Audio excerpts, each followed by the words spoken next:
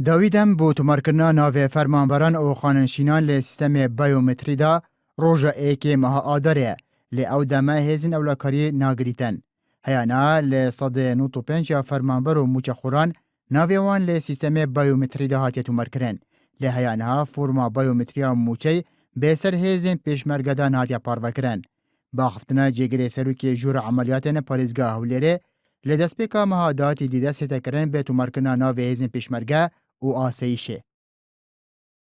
هێزەکانی پێشمەرگە ئێستاش کراوەیە و لە پاش مانجی یەکی سێ بەکراوەی دەمێنێتن بۆ هێزەکانی پێشمەرگە بە هەر کاتێک ئەمە دەتوانین تۆماریان بکەین. مەفتوحە جارێ هێشتان وەکو مودەک دیاری نەکراوە تاکەی بەردەوام دەبێت بەس کراوەیە دەتوانن لە پاش یەکی سێ خۆیان تۆمار بکرێ.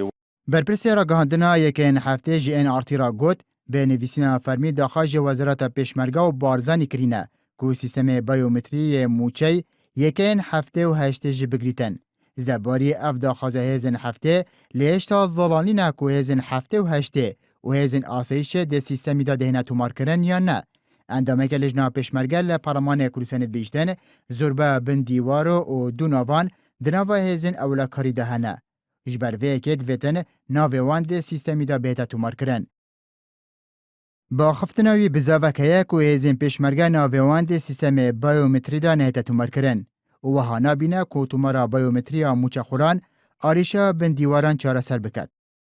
زیاتر لە 430,000 کەس لە چوارچێوەی وەزارەتی پێشمەرگە موچەی وەرگرتووە عالیم ئێمە 40,000 پێشمەرگەی فعلیمان هەیە.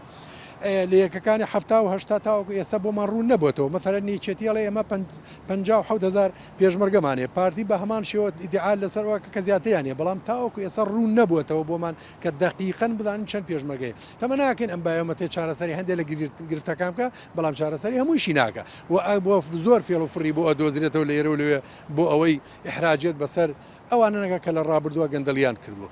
Berpirsêrê Xerawastop dijî gendalî bêjdenê mamoseyek nikaritin lê du cihan mûçey werbigirîtin.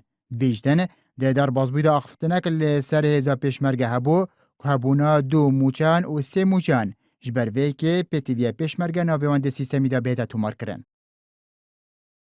گوێرەی زانیاریەکان وەروە ئەوەی کەوا وەزیرەکانی پێشووی پێشمەرگەشدانیان پێنا زۆرترین ڕێژەی بندیوار و زۆرترین دووموچەی لە نێو ڕێزەکانی پێشمەرگەن بۆی پێویست دەکە ئەوانش بخرێننا ئەو سیستەمە بۆی کەوا ئەو پێشمەرگانی یاخود ئەو خەڵکی کە بەناوی پێشمەرگە موچەوەردەگرن پێشمەرگەنین زۆر ڕوون بکرێتەوە پێشمەرگە ئەوانە پێشمەرگەی ڕاستەقینە دەبێت ئەوان سوودمەند بێتەوە پێشتریش لە بڕیارەکانی ساڵی پاری بەڕێز بارزانانی هاتووە کە یەکێک لەو چاکسازانە پێویستە پێداچوونەوە بێت بە میلاکاتی وەزارەتی پێشمەرگە لە نێویشیاندا یەکەکانی هەفتا.